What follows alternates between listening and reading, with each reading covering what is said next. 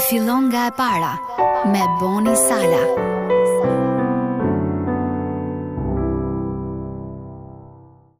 Dhe ja, unë jam me ju gjithë ditët, deri në mbarim të botës.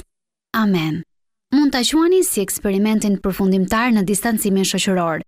Në vitin 1934, admirali Richard Byrd qëndroi për 5 muaj vetëm në një shtëpi zdruri me një dhomë të vetme, të mbuluar nga dëbora në Antarktid, në fund të botës.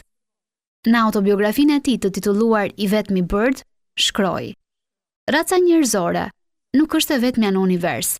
Edhe pse jam I shkëputur nga qenet njerëzore, nuk jam vetëm." Jezus Krishti u tha të njëjtën gjë dishepujve të tij, pikërisht përpara se të ngjitej në qiell pasi u ringjall. Ai tha: "Unë jam gjithmonë me ju."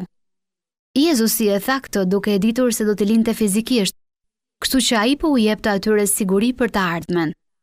Ata ishin gati të mbusheshin me frymën e shenjtë. Prezenca e frymës së shenjtë nënkupton se Zoti është me ne. Nëse shkoni me mikun tuaj në dyqan, jeni bashkë në të njëjtën hapësirë, duke kaluar kohë së bashku. Por të jesh me dikë, duhet edhe prezenca e mendjes dhe e shpirtit. Nëse jeni të distancuar, sërish mund të thoni mikut tuaj: "Zemra ime është me ty", sepse ti mendon vazhdimisht për të, duke ndarë ndjenjat dhe përvojat e tua. Si ndjekës I Jezusit, kujto se Zoti është me ty. Fryma e shenjtë nuk është thjesht në botë dhe premtimi I pranisë së tij nuk ishte vetëm për dishepujt me të cilët ecste Jezusi. Zoti e di emrin tënd.